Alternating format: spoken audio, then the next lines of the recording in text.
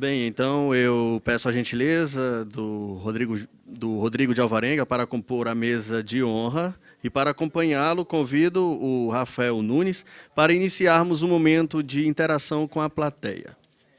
Para participar também deste momento, convidamos para compor a mesa de honra o coordenador do Centro de Empreendedorismo da UFC, professor Abraão Saraiva Júnior, a presidente da Rede de Incubadoras do Ceará, Tércia Carvalho, o cofundador da 85 Labs Aceleradora, Léo Lacerda, e Igor Ari, cofundador da Elephant Coworking e da 85 Labs Aceleradora. A palavra, então, está facultada a todos do auditório e a mesa de honra conduz este momento. Oi, cadê o amigo lá? Opa! Então, olha só. Obrigado pela pergunta. A sua pergunta foi muito inteligente. Espontânea. Fantástico. As pessoas normalmente não me perguntam isso. Então, eu vou contar para vocês. É o seguinte. Quando ele, em maio, foi no evento do Startup Grind e ele contou que eu quis falar com todos os empreendedores para saber o que todos faziam, eu vou mostrar. Aconteceu assim. Eu fui falar com eles, ele e o irmão. Ah, tudo bem, tal, não sei o quê. Tudo bem. O que vocês fazem? A gente tem uma startup. Tá, mas e o que a startup de vocês faz? Ah, ela faz um negócio de saúde. Tá, mas faz o que de saúde? A gente tem um aplicativo da Dieta dos Pontos. Tá, mas da Dieta dos Pontos. Pô, você não está me ouvindo? Tá, mas me explique melhor. Quantos usuários você tem? Ah, mais ou menos quase 20 mil.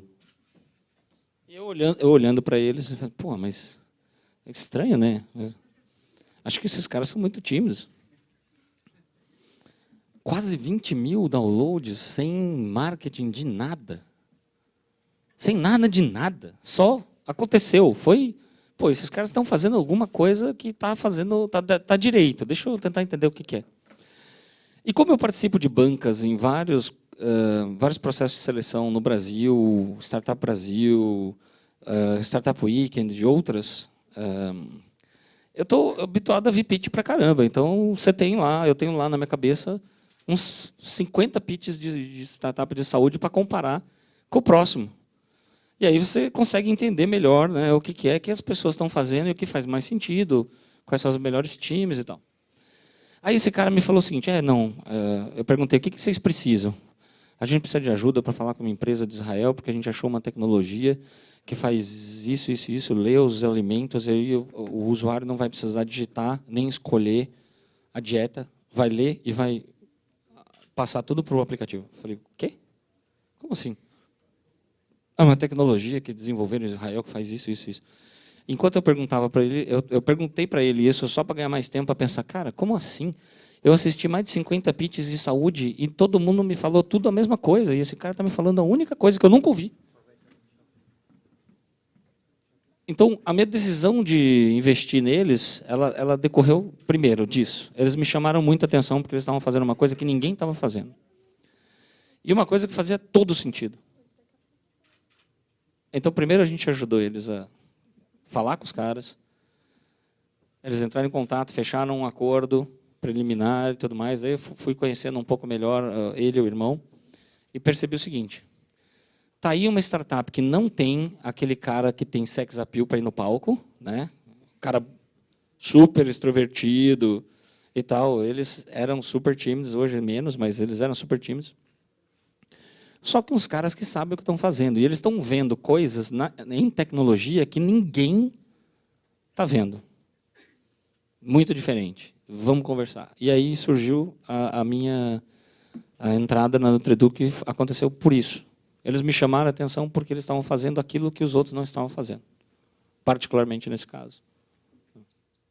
Respondi? Foi boa a resposta? Enquanto não tem ninguém levantando o braço, eu queria fazer uma pergunta para o Rafael.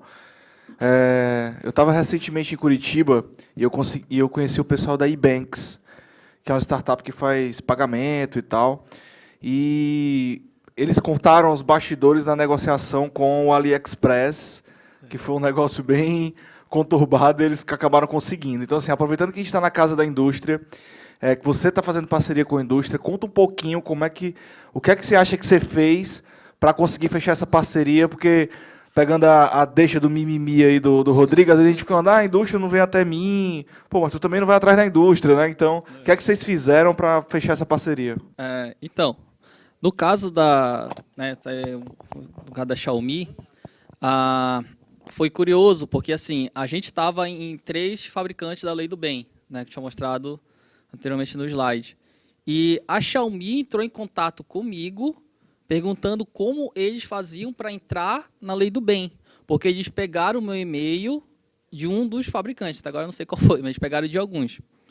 Aí o que acontece? Eu expliquei para eles, tem que fazer um processo assim, tem uma documentação assada, né? Tipo, eles têm um protocolo a ser seguido, você tem que mandar um documento para mim autorizar que você possa colocar o aplicativo dentro do seu celular.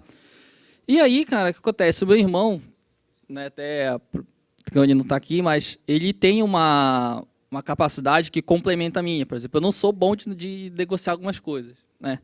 E ele, cara, tipo, ele tem uma capacidade assim, dele vai mais além do que eu, né? Em negociação, ele vai, conversa, etc., manda e-mail. E aí ele entrou num relacionamento assim, com a Xiaomi, com o pessoal da Xiaomi, tanto assim, forte, que aconteceu naturalmente. Né, foi troca de e-mail, como a gente ajudou eles a entrarem na Lei do Bem, né, então a Xiaomi falou assim, olha, a partir de hoje vocês são nossos parceiros, né, vocês podem contar com a gente, etc. A gente já foi convidado para mais de 3 eventos que houve na Xiaomi, a gente já foi convidado. Semana passada a gente estava indo no programa lá do Facebook do FB Start, né, que teve uma mentoria lá, e a gente aproveitou, foi novamente na Xiaomi, né, e assim, a gente deu totalmente liberdade para eles interagirem com a gente. E a gente, né, sempre ali perto, ali com eles. Mas foi meio que assim, natural. A gente foi conversando. Né, o pessoal da Xiaomi, acho que como o Rodrigo tinha comentado, a gente tem um pouco dessa lida de startup, então eles acabaram entendendo um pouco o que era a gente também. Né? E, tipo, o que é a Nutriduc como startup. Então nós estávamos conversando ali de startup para startup também. A primeira empresa, não é só uma questão de ser startup ou não, a receber da Xiaomi a API para integração com a Mi Band. A Mi Band vai ser o wearable que vai ser lançado no Brasil a um preço estimado de R$ 95,00, que é o preço que está sendo anunciado. Eles vai vender absurdamente. Como que eles ganharam, respondendo a tua pergunta, né? Na verdade, eles ajudaram a Xiaomi. Eles não pediram nada em troca. E por conta da ajuda que eles deram para que a Xiaomi soubesse como fazer para pôr os aplicativos, puseram o deles e mais outros aplicativos. E aí, esta ajuda se desdobrou, porque aí é verdade. O irmão dele é meio mineirinho, sabe? Ele vai comendo pelas beiradas, mas o moleque é bom demais. Sabe? Ele é muito bom nisso. E foi, não, mas vem cá, mas e aí? Mas e não sei o que lá e tal. Eles foram a primeira empresa a ter, a API da Xiaomi não é uma API aberta, a receber isso, para poder explorar isso. Então, eles vão sair, a Mi Band vai sair integrada com o Nutedruc. Isso, para uma startup, é growth hacking animal, total. Fazer uma pergunta para ti, Rodrigo. A gente está nesse ambiente da FIEC e a gente sabe que tem muita gente aqui do mercado tradicional, das indústrias, que está... Tudo bem, esse mercado de startups é muito bacana, tem muita gente jovem empreendendo, mas como é que eu, que tenho a minha indústria, que estou no mercado tradicional, posso me conectar a isso? Como é que eu posso, que tipos de parceria eu posso fazer com startups? Como eu posso abrir, né, por exemplo, o meu mercado, o meu negócio, para que as startups venham, e façam um tipo de parceria, a fim de potencializar processos, ou então, às vezes, até soluções que já tem dentro das indústrias, que eles já têm, né, já desenvolvido as coisas, soluções próprias, que eles podem abrir até para o mundo todo e faturar em cima disso, como um novo modelo de negócio. Como é que você vê as indústrias e as startups se conectando e gerando valor uma para a outra, né? Quais são os caminhos que esses industriais poderiam ir atrás aí de se reinventar? Eu tenho um investimento que eu fiz numa empresa que é uma empresa de P&D, que é um hardware, que é um equipamento que faz recuperação de resíduos industriais para quem faz usinagem de metais. Então, recupera o óleo do refrigerante, devolve ele para o teu centro de usinagem e com o metal limpo, com o scrap limpo, né, eu produzo energia. Com o cavaco, o equipamento produz energia térmica e está sendo desenvolvida a solução para produzir energia elétrica. Isso é uma tecnologia que está patenteada aqui no Brasil, desenvolvida aqui por uma pessoa que é um tipo o professor Pardal, em quem eu investi para levar esse equipamento a chegar no mercado. A primeira máquina, vamos dizer, pronta para ser implantada num cliente, está ficando pronta agora na virada do ano, está sendo fabricada pelo Senai de Maringá. Então, esse é um exemplo em que, vamos dizer, a indústria, através do Senai, está trabalhando com uma empresa de tecnologia, de pesquisa e desenvolvimento, para levar para o mercado um produto que jamais chegaria no mercado se não tivesse tido essa parceria. As indústrias, individualmente, elas podem fazer isso de diferentes formas. Forma número 1.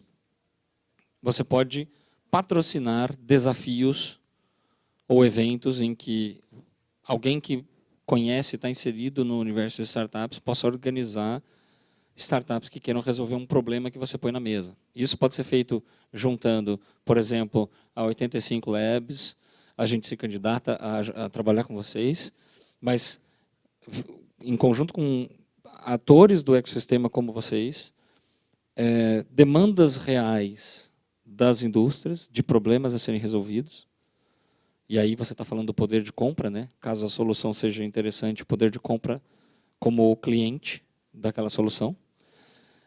Isso pode ser costurado em conjunto com universidades para que você tenha o desenvolvimento de uma solução para problemas reais. Isso é uma forma. Uma outra forma, você pode fazer o seu próprio corporate venture, né? Então, através de alguma empresa especializada, a minha empresa trabalha com isso, mas tem outras empresas que fazem isso, você pode começar a investir em empresas de tecnologia, empresas nascentes de tecnologia, que não necessariamente tenham alguma relação direta com a tua indústria, necessariamente, pode haver ou não. E como pessoas, todos vocês podem começar a investir em startups. Então, por exemplo, isso é um tema que é mais delicado, porque nem todo mundo tem apetite para uma coisa de risco, né? Uma empresa nascente é um negócio de risco. O negócio pode não dar certo. E se ele não der certo, o valor investido é perdido, né? Por outro lado, se ele der certo, normalmente ele retorna com várias vezes o valor investido. E esse número de vezes cresce exponencialmente conforme o tamanho do sucesso. Então, eu costumo falar com investidores, ou com potenciais investidores, o seguinte: pô, você tem lá a tua carteira de imóveis, faz o seguinte, troca um imóvel por algumas startups. Então, assim, é um negócio simples, né? Quem não conhece pode olhar a plataforma Brota, broota.com.br. Lá é uma plataforma para fazer a captação de recursos para investimentos em empresas nascentes, de vários tipos. Então, um sindicato eu lancei lá um consórcio em que pessoas que queiram podem investir junto comigo em algumas empresas, né? Ou que eu já investi, ou que eu vou investir. Então, essa é uma outra maneira. Então, acho que essas 3 formas, elas cobrem várias possibilidades de desenvolvimento, e estar perto desse tipo de setor acaba gerando benefícios para a tua empresa de qualquer forma, porque você começa a ver as coisas de uma forma diferente. E isso é aquela contaminação positiva. Ela começa a acontecer naturalmente e ela vai se aprofundando e contamina mais um, e é assim que a gente muda. A Xiaomi já não é mais uma, mas ela foi há pouquíssimo tempo. E eu queria fazer a pergunta para os meninos aqui do 85. Uma coisa que está muito inserida na realidade das startups é a colaboratividade entre as pessoas, a troca de conhecimento, não o medo de falar a ideia, o abrir o meu processo e te passar e você vai voltar para mim de alguma forma também. E isso eu sinto uma diferença muito clara entre conceitos de indústria, comércio, etc. Existe um receio muito grande entre aqui funciona, eu não posso abrir, e é o oposto que acontece no mercado de startup. Eu acho que deve vivenciar isso muito no 85. Eu queria que vocês explicassem um pouco mais o quanto essa colaboração influencia nesse processo. A segunda pergunta é para vocês dois. Qual a principal dificuldade na captação de novas ideias e novos negócios, e qual é a principal dificuldade na vazão deles para o mercado? Obrigado. O medo da ideia, primeiro, A gente está vivendo uma população de 7 bilhões. Tem dois fatores, né? Um é o do bom senso. Tem muita gente no mundo, então pode ter certeza que a ideia que você está tendo, né? O medo que você tem de compartilhar uma ideia, e vamos falar uma ideia de um negócio, ou uma ideia de um processo, ou uma ideia de qualquer coisa, né? Algo que você acha que tem algum tipo de valor, que por um motivo ou outro você tem algum medo de compartilhar aquilo com alguém, né? Então tem vários porquês assim que, assim, historicamente a gente tem, né? O cara rouba a ideia, o cara às vezes o mercado é muito restritivo, né? No mercado tradicional, talvez, a gente sempre diz Startup Weekend, né? Que é um evento que pessoas criam empresas em 54 horas, que tem gente que vai e pergunta para a gente antes de ir, olha, mas se eu falar a minha ideia e alguém roubar, olha, cara, se estiver preocupado com isso, é melhor não ir mesmo, porque é possível. Impossível não é. Mas, nesse mercado, quanto mais você compartilha, mais você ganha, né? É a frase que a gente sempre diz todos os dias, né? Você divide para multiplicar o tempo todo. E você só pode aprender sobre a sua ideia se você troca ela e discute com alguém. E o outro fator é que a ideia, ela praticamente, no nosso mercado, né, já é jargão, ela não vale nada. Assim, o que vale é a execução. Você tem 50, aí vai pelo argumento do bom senso também. Você tem 50 pessoas com a mesma ideia. Então, por que você vai ser o cara que vai ter aquela mesma ideia que vai conseguir ter sucesso? Então, é o cara que vai mais discutir a ideia, vai mais entender como as pessoas têm a percepção daquela ideia e vai poder crescer mais rápido de forma mais eficiente. E ele só faz isso ao compartilhar, né? E ele recebe os feedbacks, ele recebe as críticas, né? Ele compartilha essa informação e, dessa forma, falando aí um pouco pelo bom senso também, ele acaba ganhando mais, né? Então, quem divide mais, quem compartilha mais, acaba ganhando muito mais no final das contas, né? Você divide o tempo todo para multiplicar. E, assim, é um sentimento em geral. Quando você está falando, você está aprendendo, né? Então, o cara também aprende isso, né?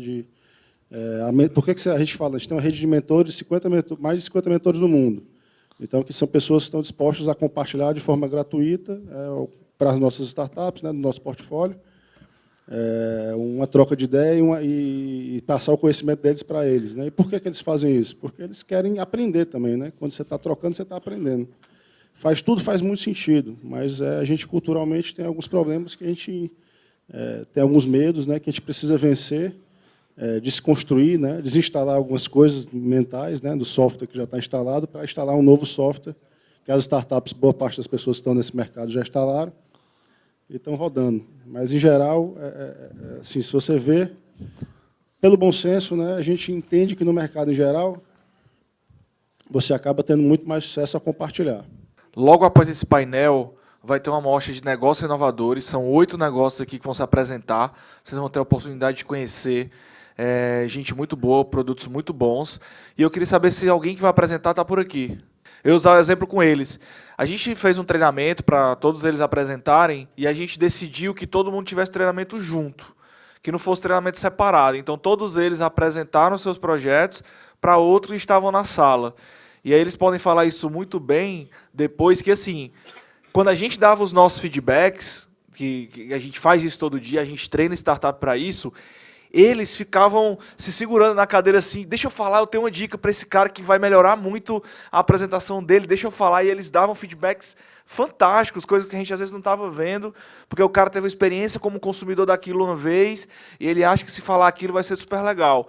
Então, isso é uma outra coisa que eu acho que é muito válido a gente estar discutindo dentro de uma casa, digamos, da economia real, é que as pessoas querem ajudar de graça, como o Rodrigo falou. O teu consumidor quer dizer como ele quer o teu produto, e às vezes você acaba não escutando.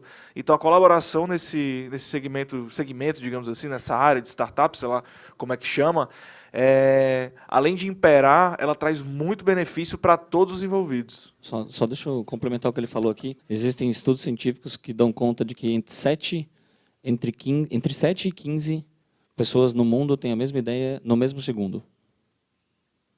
Então, assim, isso realmente, você tem toda a razão. É isso mesmo. As ideias, elas vão surgindo, né? Ideia tem valor zero. Se você quiser roubar uma ideia um dia, vá ao Vale do Silício. Roube várias de uma vez só, porque você nunca mais será bem-vindo. Mas vá lá. Eu nunca, jamais na minha vida investiria numa ideia de alguém. Eu investiria num cara que podia ter uma ideia bem meia-boca, mas me provasse que ele consegue fazer aquela coisa meia-boca virar um business. Né? E geralmente as pessoas se iludem com essa coisa dele. Ele foi bem legal no comentário dele, eu já falo isso de uma forma mais objetiva. Cara, não tem essa. Se a sua ideia você não pode me contar, não quero ouvir. Entendeu? Simples assim. Bom, como incubadora de empresa, né, que representando, a gente não tem tantos problemas em captar grandes projetos para dentro da incubadora, não. Certo? Até porque cada um aqui, eu estou representando a rede, nós somos 13 aqui no estado, né, do Ceará, e como a Protec no Brasil todo, a gente não tem grande problemático em captar bons projetos para dentro da incubadora. O grande problemático está dentro dos processos, porque como incubadora de empresa, a gente tem empresas de vários segmentos. Então, eu não posso te dizer que uma empresa de biotecnologia ela vai ter um produto em 6 meses. De jeito nenhum. Então, é muito mais difícil colocar um produto de biotecnologia no mercado. Mas eles passam por vários processos, eles têm apoio de mentores, consultores, apoio de outras instituições que fazem e preparam esse produto para quando ele chegar no mercado, de alguma forma. E é lógico, claro, que uma empresa de TI ela não pode passar na incubadora 3 anos, senão o produto dela, em 3 anos, já está obsoleto há um tempão. Então, para isso, a gente tem as parcerias das aceleradoras, hoje em dia, já para ter essa visão. Olhando agora como eu trabalho, tem outro segmento aqui, a gente, como rede, a gente apoia as incubadoras de economia criativa da prefeitura, né, que trabalha com jovens, com ideias, assim. Rapidinho a gente faz muito pitch, chama muitas pessoas do mercado para conhecer esse produto e investimento, né, captar investidores para eles. Então, são segmentos que a gente não tem o problema de selecionar os bons produtos, alguns bons empreendimentos, até porque algumas incubadoras elas já têm fluxo contínuo, né? Não tem seleção. Chegou, apresentou o projeto, vai para o consultor DOC, ele aprovou, vai para a incubadora e ali vai desenvolver todo um processo para chegar no mercado com um produto competitivo. Ao mesmo tempo que parabenizo a Casa da Indústria pela organização do evento, agradeço a presença dos nossos convidados, Rafael e Rodrigo, satisfação tê-los aqui. Respondendo à pergunta do Carmelo, antes de se falar a ideia, tem uma questão de fundo, que é a questão do mindset. Falando na perspectiva da universidade, nas instituições de ensino superior, pelo menos que eu tenho visitado e trabalhado, ainda há uma cultura do medo dos alunos com relação a empreender. Acha que empreender é um bicho de 7 cabeças. Realmente, empreender envolve muito sacrifício, né? Foi falado aqui isso de forma bem contundente. Agora, eles têm um medo, né? E cabe a nós, né, por exemplo, professores, né, instituições envolvidas com a questão do empreendedorismo, trabalhar a questão da cultura empreendedora. Né, é um aspecto fundamental em todo e qualquer ecossistema empreendedor. Falar para as pessoas, existe um mundo aqui no empreendedorismo, procurem ser protagonistas na vida de vocês, pensem diferente, passem a assumir um pouco mais de risco. Isso é empreender, né, na essência. Então, primeira coisa, a questão de mudar o mindset, sensibilizar. No segundo momento, beleza, as pessoas sensibilizaram e têm as ideias. Né, foi falado, bem colocado aqui, naquele karma do empreendedorismo, a ideia não vale nada. O que vale é essa ideia validada na forma de uma solução que vai ter ajuste com aquele problema. Então, no mundo universitário, por exemplo, existem várias ideias. Agora, falta uma conexão maior com o mercado. Né? Então, devem haver iniciativas, tais como, por exemplo, centros de empreendedorismo, ou núcleos de empreendedorismo, escritórios de empreendedorismo, como queiram, para tentar fazer essa conexão entre os conhecimentos que são gerados na universidade, né, até mesmo os recursos humanos que tem naquela universidade, com o mercado, né, com a sociedade. Tentar fazer o casamento das ideias que tem lá dentro com os problemas, para realmente que haja um casamento e que daí possa pensar em ter empreendimentos. Então, tem essas duas questões, a questão de cultura empreendedora e fazer a conexão entre essas ideias e o mercado. E aí tem um papel importante das incubadoras, né, as aceleradoras, esse centro de empreendedorismo que vem nesse papel de tentar fazer esse casamento, mas ainda é uma luta cotidiana e diária para quebrar esses muros que existem. Né? Conectar a universidade com o mundo, isso é uma luta diária, que o Brasil tem vencido essa luta, mas ainda tem um desafio muito grande para a gente chegar no nível que a gente deve ter. Okay? Boa tarde. Boa tarde, Rodrigo. Mauro Fernando, tudo bem? É engraçado tu falar da startup que tu está lançando agora, de lavagem, né? De economia compartilhada, porque eu estou numa startup, a gente vai até apresentar daqui a pouco, e eu estou muito fã, eu tenho pesquisado bastante sobre economia compartilhada, né? E ontem a gente fomenta evento, é um clube de inovação, é um hub de conhecimento, enfim, que a gente, numa faculdade chamada FATEN. E surgiu uma ideação, né? Foi em 2h30, que era justamente o cara querer montar um box de lavagem, assim, enfim. Eu acho que a gente tem que, às vezes, também se as pessoas forem remexer no lixo que eu digo no bom sentido, né, dos programas de Startup Weekend, ou qualquer outro, vão achar várias ideias, como você falou cientificamente já. Mas é porque aqui existe também, eu vejo aqui várias pessoas, né, Abraão, aqui alunos da UFC, que a gente também pode mentorar, às vezes, e eles estão presentes. Eu queria que você dissesse um pouco sobre a questão da dedicação, do acreditar, a diferença entre o acreditar, não ser aquela coisa que sua mãe, o seu pai, o seu amigo está dizendo para você que vai dar certo, né? E também qual é a tua perspectiva para com as startups focadas em economias compartilhadas. Falando sobre validação, né? Validação de família, parente e amigos não vale nada, né? Porque, vamos lá, como é que é a nossa cultura? Vamos ver se vocês encontram, se vocês se enxergam. Eu me enxergo, mas vamos ver se vocês também se enxergam. Tua esposa chega para você, tô bonita, e aí ela escolheu aquela blusa que você não gosta tanto assim, mas o que você fala? Tá sim, tá tudo, tá, vamos. Você tá saindo, né? Não, então, não, tá ótimo, vamos. Por quê? Porque na nossa cultura a gente não gosta de dizer não. Então, para dizer, ao invés de dizer não, a gente vai lá e diz, olha, não, tá interessante. Interessante teu negócio, né? Ah, legal, bacana. Tá, mas você... Não, legal, vamos conversar. Me manda aí, não sei quando, não sei o quê, não sei para onde, e a gente conversa. Mas por quê? A gente não gosta de dizer não. A gente não tem...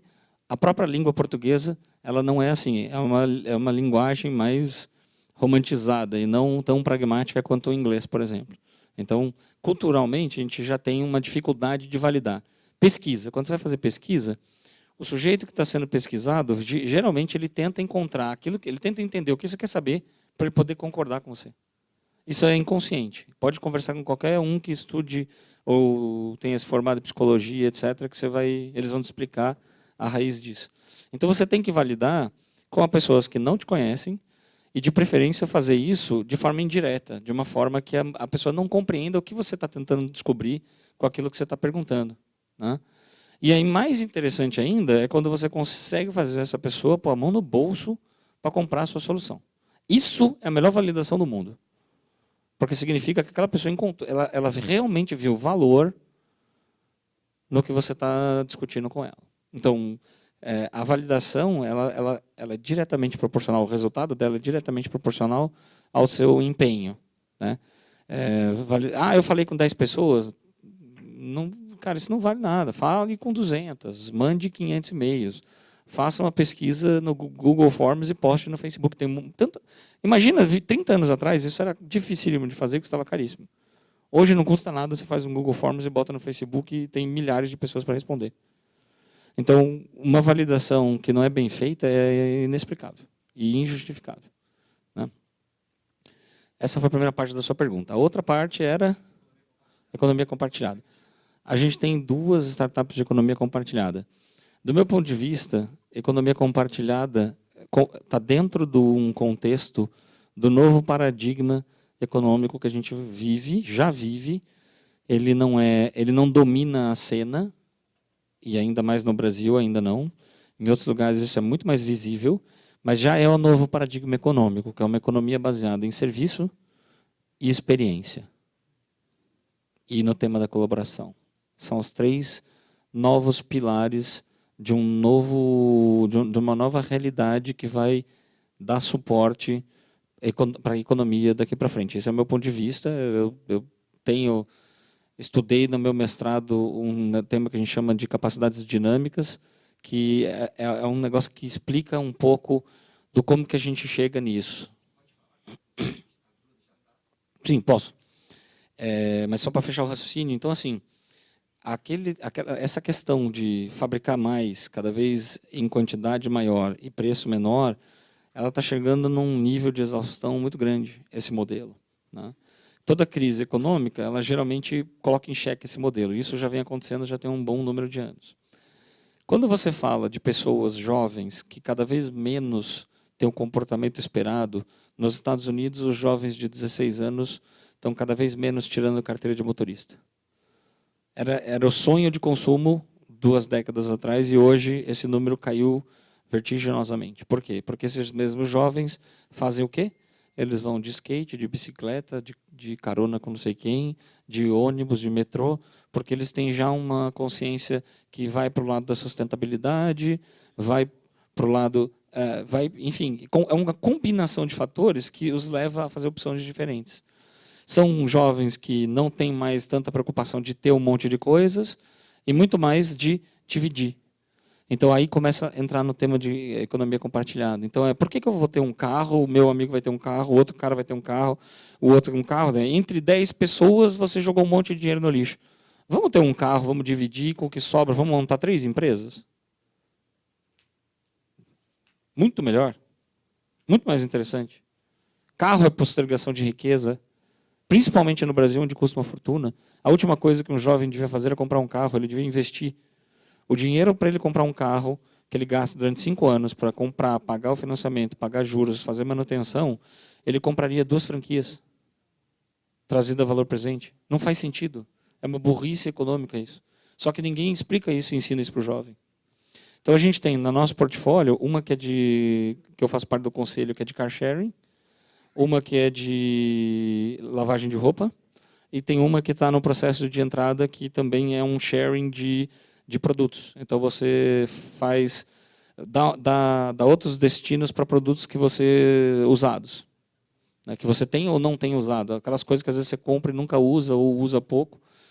Então, ou seja, isso vai dando uma reutilização e as mercadorias vão migrando para mãos de pessoas que fazem efetivo uso delas. Então, de várias formas diferentes, a colaboração está mudando drasticamente os paradigmas. O Uber, com toda a discussão em cima dos táxis, se você for parar para fazer uma comparação real, você está falando de um cara que pagou 100% dos impostos para comprar o carro, pagou 100% dos impostos para manter o carro, contra um táxi que não pagou os impostos na compra e não paga o IPVA. Aí vai a discussão para a renda. Mas a renda, o cara do Uber não vai declarar. Mas o cara do táxi também não declara.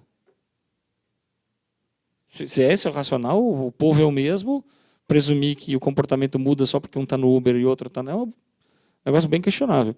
Então, a economia compartilhada, em vários lugares do mundo, ela está mudando a dinâmica econômica. Tem várias cidades nos Estados Unidos que eram cidades fantasmas quase, e que foram resgatadas em cima do universo das startups, economia criativa e economia compartilhada. E isso põe em xeque a indústria tradicional. Se você pegar a impressão 3D, hoje já existe na Ásia a possibilidade de você comprar um carro impresso 100% em 3D, e que a cada 1 ano você pode levá-lo de volta e trocar só a tua lataria. Você tira uma lataria e bota outra. Então, a cada ano ou a cada período, você pode ter um carro diferente. Porque o que é diferente no carro, sinceramente falando, é o que você vê. Porque o resto que você não vê funciona igual. Então, pensa que se você vai ter uma economia de escala com personalização, você já tem uma mudança na indústria que é absurda.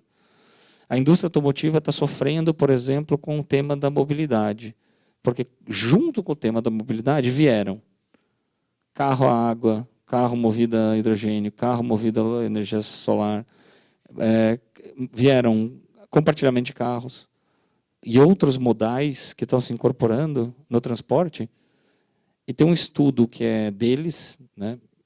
Eu não li esse estudo inteiro, mas o resumo é o seguinte: até 2025, a expectativa deles é que 25% das vendas de carros não acontecerão mais. Serão usos diferentes do carro. Eu não sei se o estudo deles está certo ou errado, mas seja como for, essa é a direção para onde a gente está indo. Então, se você está nesse setor de atividade, você está no lugar certo. Aí basta ver se você achou realmente uma necessidade que as pessoas queiram colaborar. Eu tenho uma empresa prestadora de serviço há 15 anos e sempre tive dificuldades em conseguir eletrônicos, peças adaptadas à realidade do nosso negócio. E aí, pela necessidade, eu não sabia, eu passei a inventar soluções para o meu negócio. E uma delas foi a tomada que não dá choque. Você bota um aparelho eletrônico, o aparelho funciona. Você mete um ferro pegando no ferro, você não leva choque. A outra foi o pito eletrônico, que a gente coloca no pneu. Se o pneu cair a calibragem, você recebe um alarme dentro do carro e o carro você encosta antes de causar um acidente. A outra foi essa bateriazinha que todo mundo tem hoje para um celular, eu fiz ela antes, eu tinha no meu celular. E eu nunca consegui colocar esse negócio para fora da minha empresa, eu só usava no que era meu. Eu não tinha poder comercial para isso. No meu último invento, que eu não vou falar agora, não porque possa ser copiado, mas é porque eu pretendo patenteá-lo e eu estou primeiro testando, porque a gente criou a placa, desenvolveu lá desde o começo, então é um processo muito complicado e lento, até porque nós não temos dinheiro para dizer, pá, vamos fazer. Então, eu estou desenvolvendo esse sistema, primeiro ele vai ter que funcionar, passar por todos os testes, depois eu vou patentear e depois vou tentar captar investidores. Não sei se o processo está correto. E nessa nova última ideia, a maior dificuldade que eu percebo é, na faculdade, como o amigo falou, tem pessoas potenciais incríveis. Na FIEC, na indústria, na população, aqui no meio de nós, tem pessoas incríveis com inventos. A maior dificuldade que eu vejo é juntar essas potências. O dinheiro, a ideia, alguém disposto a trabalhar, o incentivo certo na hora certa, no lugar certo. Entendeu? Então, a minha pergunta é, como juntar esses potenciais, como juntar esses valores, né? Para não desperdiçar, às vezes, alguém que tem uma ideia tão boa e que está ali perdido, né? Bom, eu vou te dar a minha sugestão, o meu ponto de vista. Não perca seu tempo para desenvolver o seu negócio até o final, para ele estar perfeito, para daí você pedir uma patente. Se você pretende pedir uma patente, peça já. Ponto número 1. Avalie a possibilidade de pedir uma patente nos Estados Unidos ao invés do Brasil. E daí você faz pelo PCT o contrário. Você pede lá e do PCT você pede para estender para o Brasil. Porque se você der entrada aqui, vai acontecer o seguinte, a tua patente aqui, a gente tem uma na empresa de P&D lá, que está há 5 anos, entendeu? O dia que ela sair, eu já não vou precisar dela, provavelmente já vou ter vendido a empresa. Ou ela já vai ter quebrado, sei lá. Mas seja o que for, daqui a mais 5 anos eu não preciso da patente. Então, assim, sugestão, é mais caro fazer isso? Mas, por outro lado, provavelmente o pessoal da FIEC e do Sebrae poderão te ajudar, porque eu sei que eles têm, eu não sei se isso é nacional ou se é só lá no Paraná, mas eu imagino que eles devam ter o mesmo tipo de acordos com pessoas aqui que da FIEC fazem a parte de patentes, eles nos ajudaram lá no Paraná, imagino que eles possam te ajudar aqui na parte da patente. O fato de você ter inventado coisas que você foi usando, e algumas dessas coisas chegaram no mercado, pô, interessante, isso só cria uma espécie de histórico de que vocês foram muito inventivos. Agora basta vocês começarem a ver como o que vocês inventam, se há espaço ou não para converter isso num negócio. A pessoa que desenvolveu o equipamento que eu comentei com vocês, o João, ele tem 23 patentes. Essas 23 patentes, 22, porque a última ficou com ele e eu investi nessa patente, as outras 22 ficaram com as empresas multinacionais onde ele trabalhava. Ele ganhou 0. A primeira patente que ele fez, ele tinha 16 anos, foi um negócio para coluna de pessoas que tinham tido problema de paralisia e, enfim, umas outras coisas. Então, um cara fora da casinha que talvez seja um sujeito parecido contigo, só que nunca teve um direcionamento para que o que ele inventasse retornasse para ele. O modelo mental de uma startup pode ser bem interessante para você, porque você, pelo que você descreveu, você está trabalhando no modelo tradicional. Você está desenvolvendo com base numa necessidade ou numa oportunidade qualquer, você desenvolve, testa, vai, anda, gasta um monte ou não sei quanto, para chegar lá no final, pede uma patente, quando sair a patente, agora eu vou fazer alguma coisa, e agora já inventaram, você já dançou. Então, assim, o que uma startup faz bem diferente de você? Puta, eu inventei um negócio. A primeira coisa que eu tentaria achar é alguém, alguma empresa, algum lugar onde eu poderia testar isso na vida real para ver se funciona, se volta o resultado que eu estou esperando, se volta melhor, se volta pior, o que eu tenho que fazer. E você vai arrumando e deixa a patente andar. E em algum momento você precisa pôr no cliente, você tem que fazer o negócio começar a funcionar. Aí você tem que se inscrever numa aceleração, tem aceleradoras que gostam de hardware, que se interessam por isso. Você pode se inscrever numa aceleradora, apresentar teu produto, etc., para tentar entrar. Se você não entrar, não desista. continue trabalhando, vá mostrando isso, vá conseguindo o primeiro cliente, segundo cliente, terceiro cliente. E aí existem outros caminhos. Você pode apresentar isso pela Anjos do Brasil, você pode apresentar isso em conjunto com uma incubadora, você pode fazer isso em conjunto com uma aceleradora. Eu não sei se eles têm um foco em hardware, mas se eles não tiverem, tem outras. Aqui no Nordeste, acho que tem uma ou duas aceleradoras que têm um foco maior em hardware. Então, assim, você precisa mudar o seu modelo mental para construir o seu negócio. Se você quiser que seja um negócio, se você quiser chegar em algum lugar com o que você está inventando, você precisa trabalhar com um método, com um modelo mental semelhante ao de uma startup. Porque se você seguir no caminho tradicional, você vai morrer, bicho. Você não vai conseguir. Infelizmente, porque o nosso ambiente ele não ajuda nesses casos. É difícil, é bem difícil. Tem uma empresa em Nova York que se chama Quick, que eu não sei se você já ouviu falar, Rodrigo, mas ela tem um modelo de inovação aberta, por exemplo, para inventores, onde você pode mandar o design, a sua solução. E eles têm fabricantes, desenvolvedores, salas de protótipos gigantes, que eles já são uma empresa gigante lá nos Estados Unidos. Eles pegam a tua solução e vão testar no mercado. Elas fazem isso por ti. Tu pode ser só o pesquisador, o desenvolvedor e o inventor, se quiser. Só para você ver o nível de soluções que aparecem, né?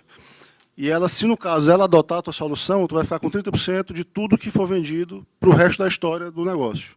Então, tudo tem risco zero, tu pode trabalhar só na criação e pode fazer uma parceria com uma empresa dessa. No caso da tomada, por exemplo, eu sei, depende da tua solução. Mas, pelo que eu sei, eles trabalham com muitas coisas, mas não são só eles, tem outras pessoas do mundo que fazem isso também. Mas tem fundos de investimento, né? Você pode procurar outras pessoas. O interessante é você ter uma equipe, né? Não seja uma única pessoa. Geralmente as pessoas estão atrás disso. Esses fundos de investimento, né? Como o do Rodrigo, por exemplo. Eu não sei se foi por isso que o Igor lembrou, mas um dos casos de maior sucesso da Quirk é uma extensão que se adapta a perna de mesa, a desvio no meio do caminho. Não sei se foi por isso, mas eles têm que é de tomada. É gente muito bacana, e ano que vem, quem sabe, vocês estão aqui na frente. Agora eu deixo com a palavra o grande Mário Gurjão. Bom, rapidinho aqui, só para pesquisa rápida. Quem já assistiu demonstração de startups? Quem já assistiu algum demo de startups? Que bom, tem muita gente que não assistiu. Não pode deixar de assistir, né? É fantástico. Eu já assisti, tive o privilégio de participar de Startup Weekend, foi uma alegria, né? E é muito bacana, a gente sai muito motivado. Mas, assim, eu já vou aqui por aqui, nesse momento, agradecendo a vocês, agradecendo ao Rodrigo, ao Rafael, ao pessoal da 85 e da Elephant, a Tessia, ao Abraão. E já queria terminar esse momento, mas, assim, perguntar aqui a vocês e já deixar como considerações finais o seguinte: eu percebo, como uma pessoa que coordena toda uma área dentro da FIEC, que a comunidade de startup tem uma pegada diferente, tem um jeito diferente de conduzir as coisas, né? De jeito de falar, de se expressar, de pensar, né? A gente parece assim que vive em dois mundos, né? É uma coisa meio, você sai de uma manhã e entra numa tarde e você sente as diferenças de discurso, né? As diferenças de colocação, de percepção. Isso, para mim, pelo menos, é muito visível. A gente está dentro de um setor que é o setor industrial, um setor muito tradicional, um setor histórico, né? Que precisa inovar. Então, a pergunta é: como levar a inovação, como levar essa cultura, né? E essa pegada e esse jeito diferente de pensar para as indústrias? Eu vou responder a tua pergunta, Mário, com um exemplo do que aconteceu na aceleradora uma vez. A gente tinha 7 startups, estavam sendo aceleradas, 7 empresas, e uma delas estava trocando de desenvolvedor praticamente a cada 10 dias. Entrava um desenvolvedor, aí o cara ia part-time, né, porque não podia pagar, né, comecinho da startup ainda, aí saía.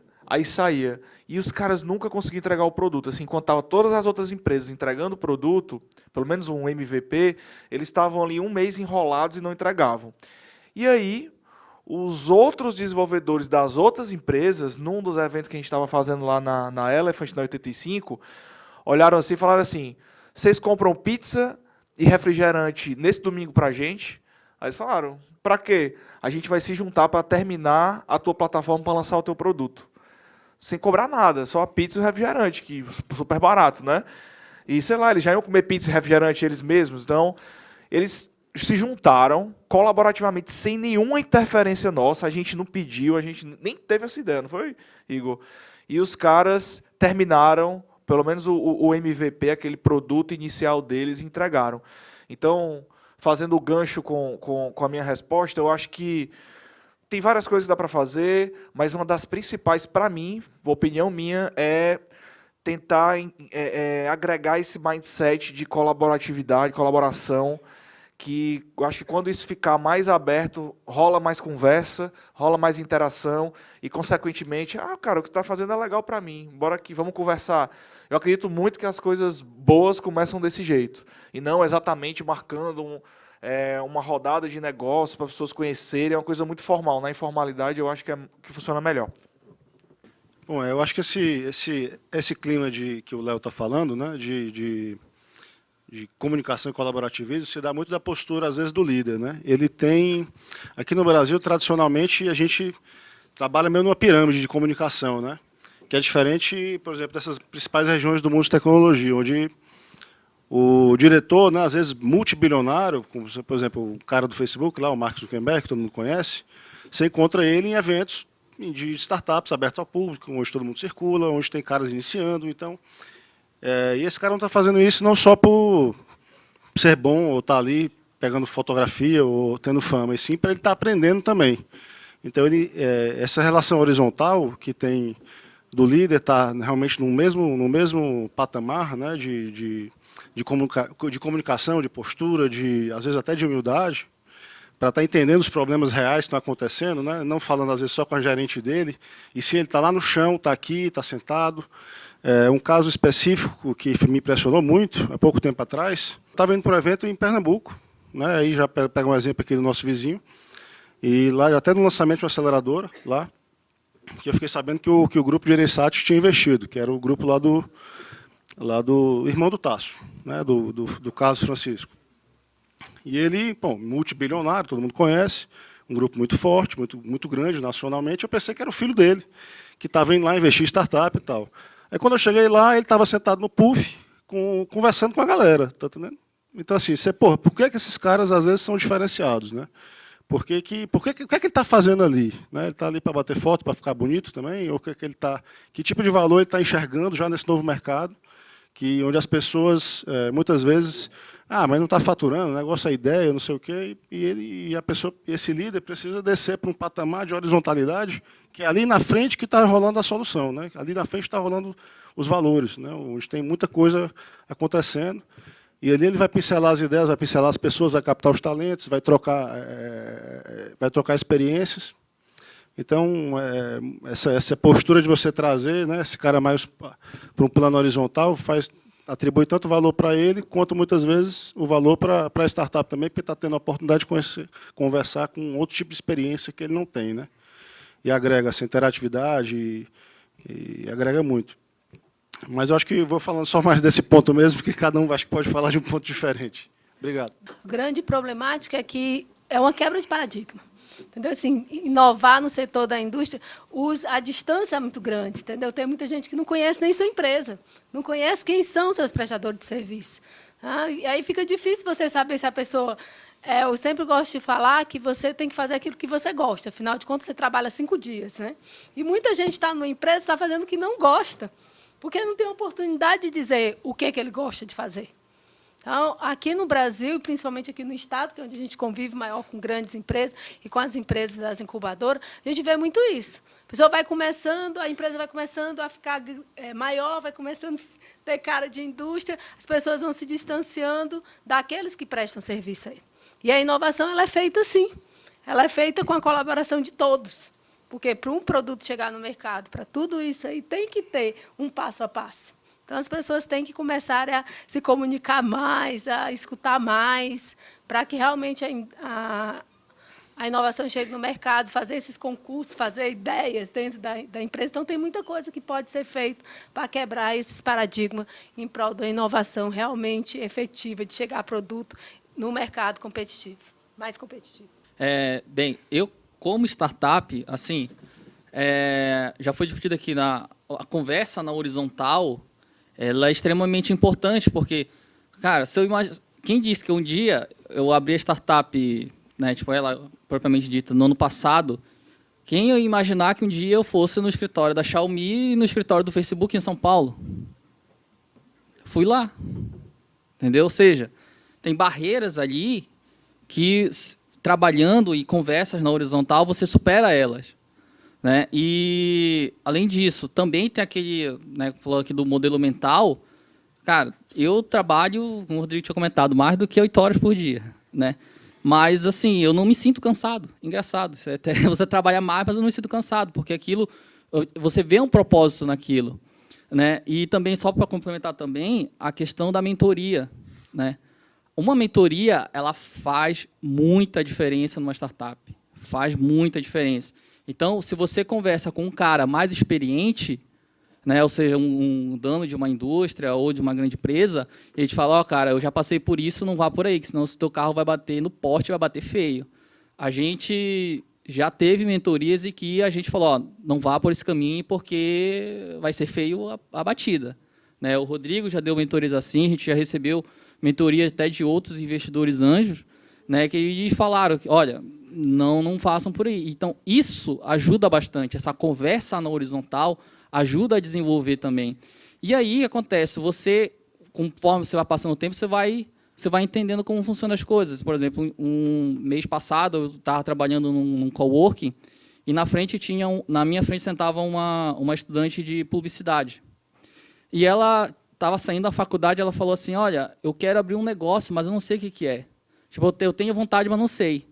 Aí eu falei assim, olha, do pouco que eu sei que você precisa fazer, você precisa validar, você precisa testar o teu produto. Ah, mas como eu faço isso? Cara, ela queria fazer uma sapatilha para vender à noite para as pessoas que estavam saindo da balada, que estavam com o pé meio complicado. Né?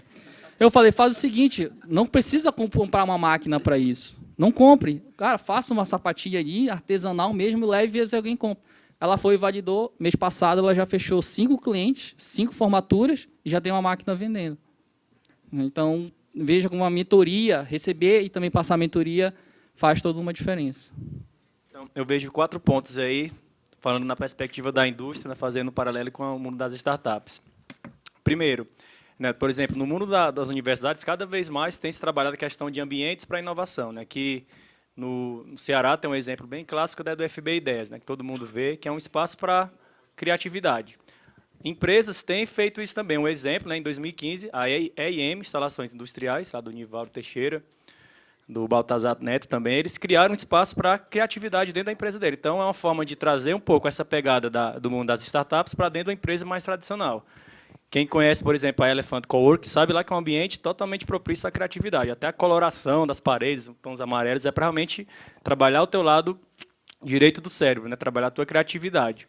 Outro ponto que se pode trabalhar, que já foi falado, do mindset, né, dos empreendedores ou dos diretores, né, pensamento não somente como gestores, né, de estrutura já existente, mas como líderes que não somente melhoram o que tem, mas criam estruturas novas. Isso tem que ser passado, né, do nível hierárquico mais acima para o pessoal no nível mais abaixo. Segundo ponto.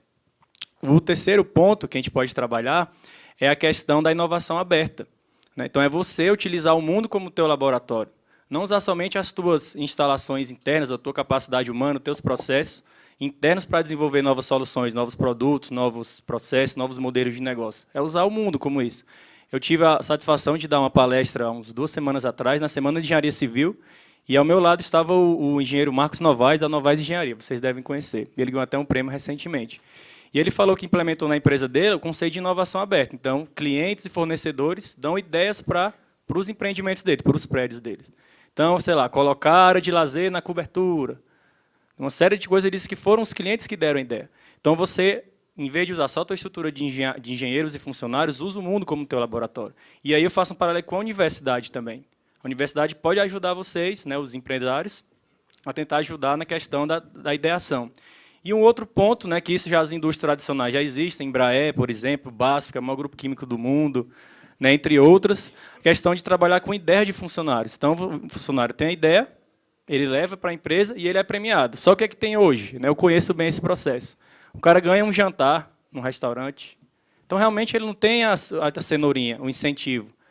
Né? Às vezes o cara, né, que você falou, tem 22 patentes, não ganhou nada. Qual poderia ser o direcionamento em termos de incentivo para ele gerar mais patentes e não sair da empresa e pensar em montar outro negócio ou fazer outra coisa?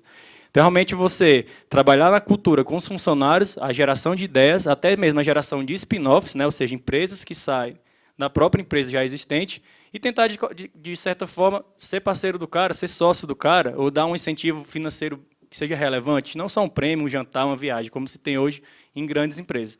Então, esses são os 4 pontos que eu vejo, né, nessa interlocução entre o mundo das empresas mais consolidadas, tradicionais, e o mundo das startups. Eu vejo cada vez mais, que até eu estava dando entrevista com o Mário Gurjão ali fora antes, para o Tribuno do Ceará, que cada vez mais a tendência é se aproximar a indústria grande das indústrias nascentes, ou das empresas nascentes. Porque as empresas nascentes têm mais, vamos dizer assim, agilidade para criar novas formas, novos processos, novos produtos. E as empresas tradicionais precisam inovar, uma questão de sobrevivência, então eles conseguem, fazendo essa junção, conseguem crescer, né, ambos os tipos de negócio. Então, essas são as perspectivas que eu tenho, né, essas interlocuções que eu consigo visualizar. Okay? Obrigado. Antes de responder, já queria agradecer mais uma vez a FIEC, ao pessoal da 85 Labs, e a todos vocês, né, na verdade, pela presença, para ter a oportunidade de falar aqui, conversar com vocês sobre um assunto que, para mim, é uma paixão. Eu trabalhei 22 anos no mercado financeiro e deixei o mercado financeiro para me dedicar exclusivamente às minhas atividades que se relacionavam com o universo de tecnologia e inovação. E fiz a melhor troca da minha vida. Então, hoje eu trabalho com o que eu gosto, ou melhor, com o que eu amo fazer, e isso faz muita diferença. Eu acho que a gente falou sobre algumas coisas aqui, cada um falou sobre itens importantes, mas eu vou pegar para falar sobre uma questão, talvez, que anteceda algumas dessas decisões, porque ela vai influenciar na forma que você aplica essas decisões, né? Eu aprendi que, se você quer fazer uma coisa diferente, você não pode contar com os mesmos passos que você tem hoje, né? Então, se você quer chegar num lugar diferente, você precisa usar uma estrada que você não está habituado a usar. Do contrário, você chegará sempre no mesmo lugar. No que implica isso? Isso implica que o modelo mental para olhar, avaliar e analisar oportunidades fora do contexto empresarial que a indústria já está inserida, qualquer que seja ela, é uma premissa. Você tem que fazer isso com um modelo mental diferente, porque, do contrário, você tende a fazer o quê? Ah, ok, interessante. Aí você começa a tentar trazer aquilo para dentro do que você faz, né? E isso, muitas vezes, não dá certo. Na vida real, algumas empresas, algumas indústrias de vários setores, não só no Brasil, mas em outros lugares do mundo, não vão existir daqui a 10 anos. Nem daqui a 15 outras mais não existirão. Elas estão e serão substituídas por tecnologias que estão ganhando escala. Então, nem sempre a gente tem que entender que a gente precisa fazer inovação para trazer para dentro do que a gente já faz. Às vezes, a inovação poderá ser a sobrevivência das empresas de vocês, porque elas mudem o seu formato, para que elas façam uma coisa completamente diferente, talvez, do que ela faz hoje. Que ela deixe de fazer couro de peixe e vire uma empresa de tecnologia. Então, quando eu olho para a inovação, eu não consigo pensar apenas no método de implantar coisas que possam melhorar o que eu faço. Porque mesmo melhorando tudo o que seja possível, talvez o seu setor de atividade não exista mais daqui a algum tempo.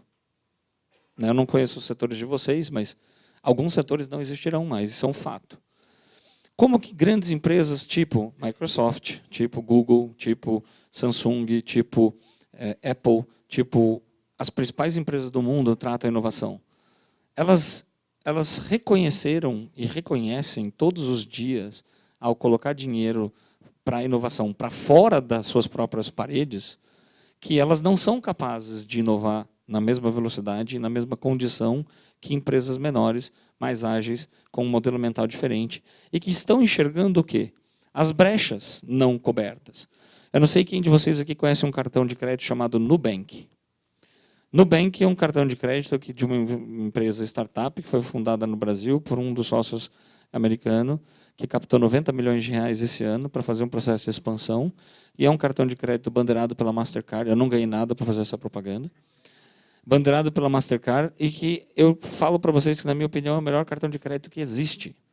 Porque você consegue comprar o seu cartão de crédito, fazer o envio dos arquivos dos documentos sozinho pelo site, escolher seu limite, tirar uma foto para provar que é você, receber seu cartão na sua casa, ativá-lo, começar a usar sem falar com ninguém. Você não precisa falar com ninguém. Ninguém. O que significa isso? Quer dizer, eu, como cliente, não vou precisar passar por aquela porcaria daquele atendimento do serviço de atendimento ao cliente que você liga, tem uma gravação, que você tem que escolher o número no 1 para não sei o que lá.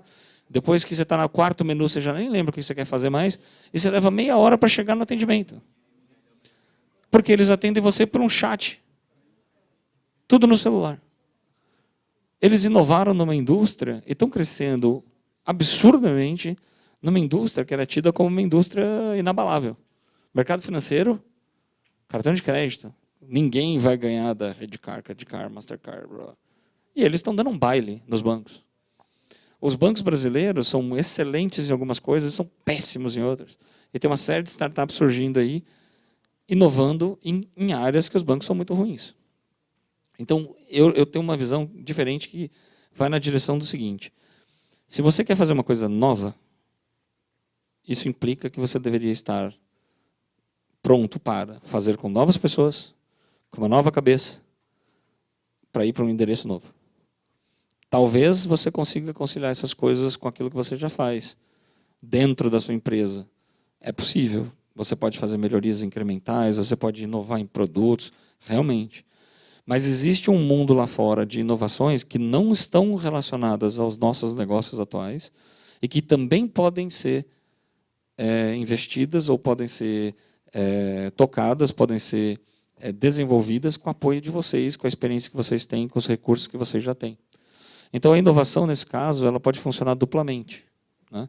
Então, do meu ponto de vista, é a melhor maneira de inovar. É pensar que você pode fazer para fora e para dentro. Para fora, você precisará de um conjunto de pessoas, recursos que você talvez não tenha, ou talvez tenha, mas eles têm que ser aplicados de uma forma diferente. E para dentro, você vai precisar trabalhar com a mudança do modelo mental das suas próprias pessoas, né? Porque não adianta você abrir o ambiente para inovação se as pessoas permanecerem as mesmas, enxergando da mesma maneira e fazendo tudo da mesma forma. Então, como que eu fiz isso na minha carreira, saindo de mercado financeiro para mexer com inovação? Foi descobrindo que eu precisava ter pessoas próximas de mim, muito melhores do que eu. Porque elas poderiam me levar para um lugar que eu não tinha conseguido ir sozinho. Então, se eu puder deixar como mensagem, eu acho que seria essa a dica. Obrigado mais uma vez. Do evento, queria agradecer muito aqui a presença do professor Abraão, da Tess e do Igor, que fomentam aqui bastante empreendedorismo aqui no nosso estado.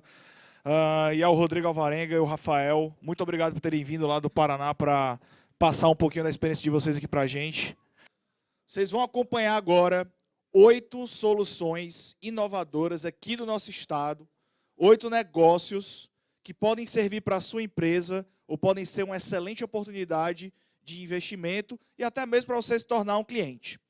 E eu vou falar sobre a ordem de apresentação.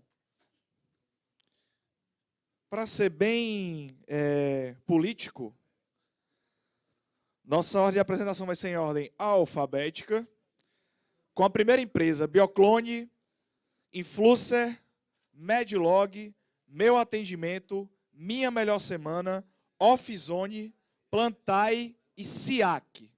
Tem negócio de tudo que é mercado, tem negócio de tudo que é tipo. Então, acredito que vocês vão ter agora uns 45, 50 minutos de muita informação bacana, de muitas ideias legais. Então, eu chamo aqui o primeiro, Bioclone. Boa tarde. Bom, a Bioclone é uma empresa na área de biotecnologia que atua na área do agronegócio. Se a gente olhar para o mundo hoje, 7 bilhões de pessoas, né? Como é que a gente vai alimentar esse pessoal? Se não for com um alimento que seja produzido sem agredir o meio ambiente, né, de forma produtiva, para que a inovação possa prevalecer nesse mercado, a gente tem que evitar algumas práticas, como, por exemplo, produzir ainda com muda convencional. Isso aí é quase que um retrocesso e é inviável economicamente para quem produz e para o meio ambiente. Para vocês terem uma ideia, se você for levar em consideração, você está trazendo uma muda, que pode estar trazendo praga, pode estar trazendo doença para aquela região e, às vezes, inviabilizando até a cadeia produtiva, não só da região, mas de todo um país. Se entrar uma praga nova, como isso já existe vários relatos no mundo, na história da fitopatologia, digamos assim. Então, as mudas clonadas, ela faz com que você entregue para o produtor uma muda livre de doença, uma muda ela mais precoce do que a muda convencional, com 30% mais de produtividade e, além disso, ainda tem uma redução da colheita. No caso da banana, que é o nosso carro-chefe, mudas clonadas de banana, você consegue ter uma colheita já com 1 mês e meio de antecedência comparado com a muda convencional. Então, muitas vezes, produtores acabam vendendo a sua produção ainda no papel, ainda nem sequer ter plantado pela garantia do sucesso da produção. O risco diminui bastante. Então, se a gente olhar para o mercado hoje, colocando a banana, mais uma vez, como é o nosso carro-chefe, só da banana, a gente tem uma demanda aí no Brasil de 83 milhões de mudas. E aí a gente vai, abacaxi, que também faz parte do nosso portfólio, flores tropicais e cana-de-açúcar. Cana-de-açúcar é um absurdo, 120 milhões de mudas, que é uma demanda. Isso no cenário aí médio dos últimos 10 anos. Né? Tivemos aí a questão da seca, num cenário melhor, isso aí ainda aumenta. Então, só volta um pouquinho. Então, são aproximadamente 112 milhões de reais que você pode estar abocanhando nesse mercado. Entre os clientes que a Bioclone já tem, eu queria destacar 2 aí, que é a Del Monte, que é uma das maiores, está entre as 3 maiores produtoras de frutas do mundo, a qual eu já trabalhei, que é cliente nossa, e a Agrícola Famosa, que tem uma das maiores fazendas de melão do mundo, e está aqui no estado do Ceará, são nossas clientes. A Bioclone hoje está em todas as regiões do país, em vários estados, entrega não só para todo o país, que a demanda, como eu coloquei, é muito grande ainda, mas nós já exportamos para Cabo Verde, e eu tive a felicidade de poder ver o fruto na prática desse nosso trabalho, num evento que eu fui convidado para participar lá em Cabo Verde. Entre as nossas concorrentes, todos esses 4 pré-requisitos que eu levantei, nós somos a única empresa que atende a esses 4, que são ligados à questão principalmente da inovação. Então, a aplicação de bioreator, que é uma tecnologia nossa, P&D relevante, preço competitivo e flexibilidade de fornecimento. Nós podemos entregar a muda em qualquer estágio que o produtor quiser. A equipe hoje conta comigo, que tem uma experiência na área de agronomia, com mestrado. Tem um outro supervisor de produção, que tem 30 pessoas trabalhando na área dele. É uma pessoa que também esteve comigo na Del Monte, conheço já há algum tempo, em outras empresas grandes da área do agronegócio cearense e em outros estados também. E a Fernanda, que é uma pesquisadora, que ela coordena esse time de pesquisa com mais 3 pesquisadoras. Na verdade, ela é doutorado na Alemanha, e ela, além da inovação, do portfólio de inovação que ela comanda dentro da empresa, a gente tem uma inovação, a gente trabalha em parceria com a Embrapa aqui e outros institutos de pesquisa. Aí uma visão geral da nossa empresa. Falando um pouco da história, rapidamente, só para pincelar alguns pontos da nossa empresa, a Bioclone ela nasceu com o DNA marcado da inovação. Então, desde o início, ela foi incubada no programa do Proeta, através da Embrapa e o Centec, e durante quase 3 anos, e até hoje, na verdade, a empresa sempre teve desenvolvendo novos protocolos, inclusive protocolos e produtos que a própria Embrapa não tinha aqui do estado do Ceará, como é o caso da cana-de-açúcar. E aí, quando foi em 2011, o Criatec viu a gente e resolveu investir. Com esse recurso, nós construímos essa biofábrica que vocês viram, tá aí também as fotos, que é a primeira biofábrica do estado do Ceará e uma das mais modernas do Brasil. Tivemos já alguns prêmios, um deles que eu queria destacar, a questão do Prêmio FINEP, primeiro lugar na região do Nordeste, como micro e pequena empresa inovadora, o Oscar da inovação. Né? E também, para finalizar nesse slide, seria outras parcerias que nós acabamos desenvolvendo, não está aqui também, mas cabe aqui no momento a questão, nós somos selecionados pelo programa do Plug-me, do Instituto Endeavor, onde nós fazemos parte e recebemos mentoria. Próximo. A Bioclone hoje ela tem 1,5 milhão de receitas e pretende buscar um investimento de 2,5 milhões. Não vou falar das nossas perspectivas futuras, mas para quem for investidor e estiver interessado, a gente conversa. Dê uma colher de chá, porque eu estou bonzinho hoje. Obrigado, Roberto. Próximo. Boa tarde, pessoal. Bom, vamos ser rápido aqui. Queria falar com vocês sobre a Influcer. E o seguinte, A era digital está fazendo a gente entrar em um novo mundo. E a gente quer que vocês estejam preparados. Hoje, tudo que você faz, todos os caminhos que você usa para alcançar seu objetivo, estão ficando cada vez mais difíceis, mais lotados e mais caros. Mas nós queremos falar com vocês hoje sobre como transformar isso em uma oportunidade. Sobre como você se torna parte não de uma velha economia, mas de uma nova economia socialmente interligada, que nós, da Influencer, vamos proporcionar para vocês. Imagina que eu quero conseguir uma namorada. Boto a roupa da moda, vou num bar, chego lá, o que eu encontro? Vários homens vestindo a mesma roupa da moda que eu e várias mulheres dando fora em todo mundo, inclusive em mim. Bom, é um ambiente parecido com esse que as empresas encontram online, né? Várias e várias marcas bombardeando os consumidores de informação que eles já não aguentam mais. Para vocês terem uma ideia, em 2014 existiam mais de 5 milhões de empresas. Lógico que a maioria com acesso à internet. 45% dessas empresas possuíam um perfil em alguma rede social. E 72% dessas empresas que possuíam um perfil na rede social possuíam uma área ou alguém monitorando esse perfil. Acontece que realmente as empresas estão muito ligadas às mídias digitais hoje. E é nesse ambiente bastante aquecido do marketing digital que a tendência é que entrem cada vez mais concorrentes e os resultados das empresas dentro desse ambiente caiam cada vez mais. Como fazer para que eu possa ir no bar e poder conversar com alguém sem levar um fora? Bom, voltando à nossa história do bar. Antes de sair de casa, eu falo com uma colega e peço para ela falar para todas as amigas que vão estar naquele bar naquele dia um pouco sobre mim. Quando eu chego lá, algumas já me reconhecem. Quando chegam delas para conversar, elas já me conhecem, a gente tem uma conversa massa. E depois, quem sabe, né? Um fator foi decisivo entre essas duas abordagens. Uma recomendação. 92% dos consumidores vão confiar numa recomendação social acima de qualquer outra coisa que a marca fale. E é isso que a Influencer faz. Nós permitimos que uma marca se comunique com o seu público por meio de formadores de opinião no ambiente online, mudando completamente a dinâmica de como a empresa vende e de como ela conta a sua história. Não estamos mais falando de empurrar anúncios, de invadir, de intervir. Estamos falando, sim, de uma conversa autêntica. Por meio dos influenciadores digitais, que são pessoas que geram conteúdo nas redes sociais e que têm, sim, milhares de pessoas voltadas, acompanhando o que eles produzem. Seguidores que estão lá porque querem e porque sabem que o conteúdo produzido por aquele influenciador as interessa. Chamamos isso de marketing de influência. Numa pesquisa feita nos Estados Unidos, a cada dólar gasto com o marketing tradicional, geramos $2 de retorno. E a cada dólar gasto com essa economia socialmente interligada, geramos $15 de retorno. Separamos aqui alguns exemplos de marketing de influência para vocês entenderem melhor. Bem, essa companhia marítima. Em 2 postagens ela conseguiu números incríveis. Foram 122 mil interações e essas 2 influenciadoras possuem 4 milhões de seguidores.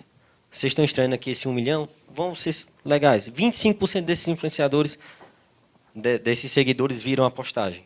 1 milhão de pessoas foram atingidas pela marca. Isso é um número espetacular. Um case nosso agora, da Associação dos Jovens Cervejólogos, a AJC. Nosso trabalho era lançar o primeiro workshop deles e lançar a página no Instagram. A gente encontrou a Promobia, que é uma página que tem mais de 30 mil seguidores, que fala de promoções de cervejas. Os números foram esses. A gente fez um sorteio com eles e foram mais de 1.200 likes, 2.500 comentários, que geraram 15 inscrições no workshop e a página passou de 0 seguidores para 350. Isso em exatas 1 semana. O custo total da ação foi de R$160 e só em inscrições eles já conseguiram 1.330. Lembrando, só 1 semana. O que a Influencer faz para facilitar agências e marcas é criando uma plataforma de automação de marketing de influência.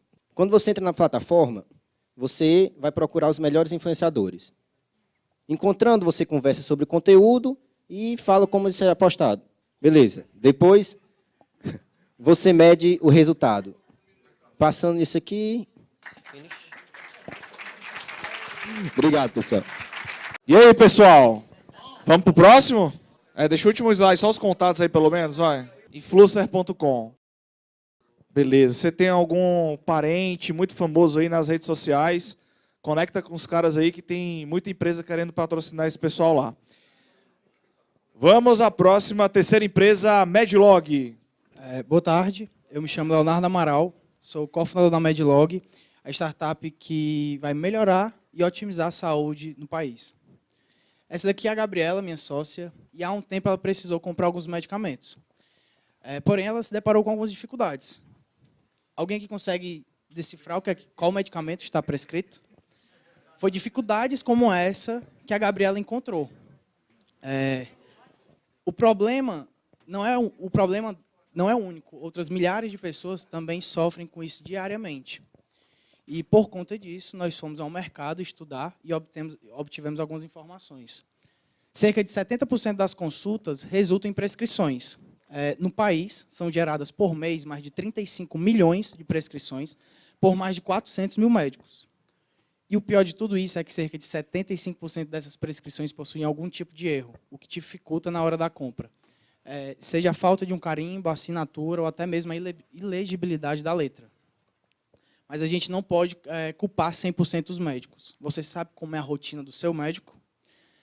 Bem, muitos acordam, fazem um plantão, voltam para casa, descansam, no outro dia já vão atender dezenas de pacientes nos seus consultórios, dão a volta na cidade, vão para um hospital, fazem cirurgias, ou seja, tem uma responsabilidade enorme, o tempo corrido e, detalhe, ainda precisam ficar sempre ligados nas novas fórmulas e novos medicamentos que são lançados quase que diariamente pela indústria.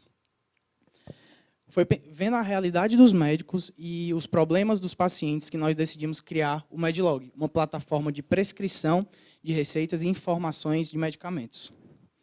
Nosso sistema é multiplataforma, ou seja, o profissional consegue acessar de qualquer plataforma, qualquer dispositivo e, detalhe, de qualquer parte do mundo.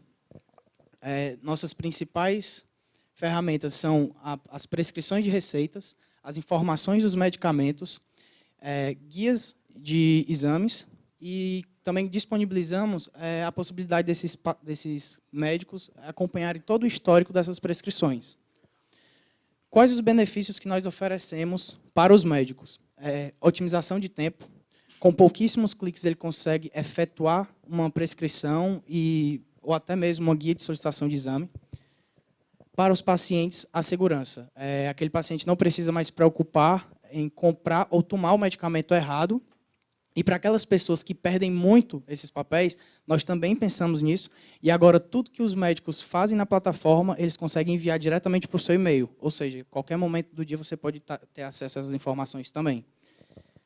Existe um terceiro player que se beneficia bastante na nossa plataforma, que são as farmácias. Hoje, eles perdem bastante tempo tendo que catalogar todas as receitas que ficam retidas na plataforma diretamente para o site da Anvisa. Com a nossa plataforma, basta ele passar o leitor de código de barras e, automaticamente, essa receita já vai direto para o sistema. Um processo que leva 5 minutos hoje, a gente faz com que dure apenas 5 segundos, porque hoje é feito de forma manual. O nosso concorrente hoje também faz as nossas 3 principais funcionalidades, porém ele foca em dermatologistas. Nós abrimos o nosso leque e estamos trabalhando com diversas outras especialidades. Por conta disso, enxergamos algumas necessidades e estamos implementando no sistema ferramentas como acompanhamento de pré- e pós-operatório, marcação de consultas online e guias de exame. Nossa plataforma é 100% gratuita para os médicos que precisam acessar banco de dados ou até mesmo prescrever, porém cobramos uma mensalidade, nada comparado com o que o médico já está acostumado a pagar hoje, um valor bem mais acessível, pelas funcionalidades que eu acabei de citar.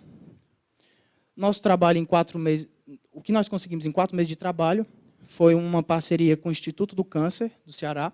Estamos trabalhando com mais de 250 médicos das mais diversas especialidades.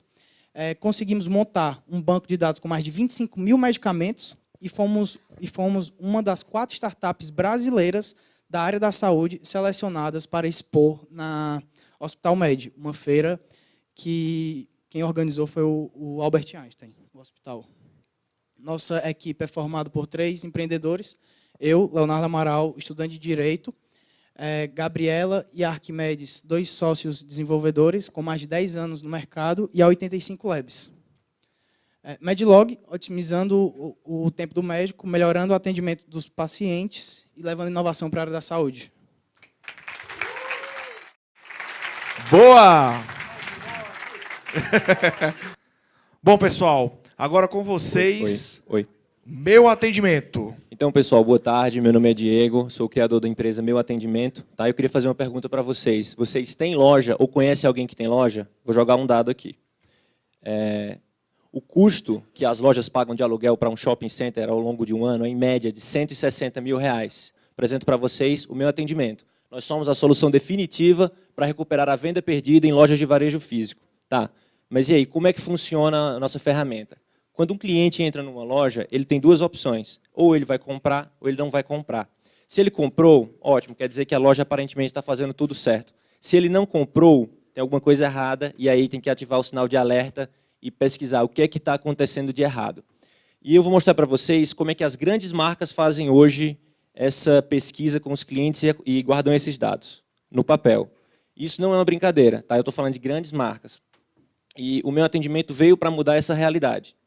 Essa aqui é a tela de um dos nossos clientes, tá? E aqui está registrado um atendimento que ele fez. Ele atendeu um cliente que, para variar, estava só olhando o produto, tá? Mas ele foi esperto o suficiente para pegar qual o produto que aquele cliente estava olhando. E o que foi que ele fez? Pegou todos os clientes que buscaram aquele produto, fez de 10 a 20 minutos de ligações, e em 2 horas, ele vendeu um produto de R$6 mil e chegou a emplacar uma comissão de mais de R$200. Tudo isso de forma muito simples. Isso aqui são os dados do cliente que nós demonstramos. Bem, mas eu falei para vocês que ia recuperar os R$160 mil de aluguel, né? Como é que nós vamos fazer isso? Tá, isso aqui é outro cliente nosso, é uma rede de roupas, de roupa infantil na Paraíba, tá? E nós detectamos que somente por produto em falta foram perdidas 1.244 vendas. Tá? A venda média da loja é de R$199. Esses 2 números multiplicados equivalem a R$242 mil, bem mais do que aqueles 160 do aluguel. Então, se trabalhamos isso, nós vamos conseguir aquele dinheiro ou mais do que isso. Isso é apenas um motivo, vejam todos os outros aí. Outra preocupação nossa é com o vendedor. O vendedor vai colocar aquela informação, então ele tem que estar motivado. Cada vendedor tem seu perfil. E esse perfil, ele pode ser acessado pelo gestor da loja. Tá? Então, vai diminuir essa distância, ele vai se sentir reconhecido e estimulado a executar o seu trabalho. Outra preocupação é também o cliente. Tá? Então, quando acontece uma venda, uma loja que usa o Meu Atendimento, o cliente recebe um e-mail com uma pesquisa de satisfação, onde ele pode dar uma nota e comentar sobre o que aconteceu, tá? Evitando aí que ele vá para a rede social e fale mal da empresa, por exemplo. Mais outras vantagens de utilizar é o seguinte: não necessita de instalação, é tudo nas nuvens, você vai ganhar horas do seu dia eliminando papel e planilhas da gestão da sua loja e vai poder acessar tudo do seu celular, de onde você estiver. Para falar do tamanho do mercado, né, que nós queremos atingir, o varejo de artigos e acessórios tem quase 1.200.000 empresas no Brasil. Tá? É um dos maiores mercados que existe aqui. Nós estamos começando, mas já temos 87 lojas que utilizam nossa ferramenta, mais de 500 mil atendimentos cadastrados, e essas daqui são algumas marcas que já inovam na sua empresa e utilizam nossa ferramenta. Temos algumas parcerias, temos um projeto piloto acontecendo com a CDL, tá, para tentar chegar para os mais de 9 mil associados. Temos parcerias com empresas de software local, a Gera 3 tem mais de 2 mil PDVs instalados. E falar agora um pouco da nossa equipe. Eu sou o Diego, tá, tenho experiência em varejo. E tenho 2 sócios, Diógenes e o Ricardo, que ambos são mestres em ciência da computação e tocam a parte tecnológica da empresa. Bem, para falar do nosso valor, tá, é apenas R$100 por mês por loja, isso é tudo que o cliente paga, é um pequeno investimento que vai trazer um retorno de até 6 dígitos para a sua empresa. Então, é pouco para ganhar muito. Tá? E, por fim, se você conhece alguém que tem uma loja ou tem uma loja, indique o Meu Atendimento para que ele não percam mais vendas. Obrigado. Quem conhece, quem tem loja ou tem alguma loja, levanta o braço. Pronto, né? Decoraram o nome? Beleza, Meu Atendimento. Vamos indicar para esse pessoal, tá? Os caras estão perdendo R$200 mil ali, pessoal. Próxima empresa a se apresentar, Minha Melhor Semana. Boa noite. Sabe aquela semana do mês super complicada para as mulheres? Eu sei que todos aqui se identificam, mas eu aposto que os homens também sabem do que é que eu estou falando. Eu sou a Lana Rocha, da Minha Melhor Semana, uma startup que veio para transformar a maneira como a mulher vivencia o ciclo menstrual.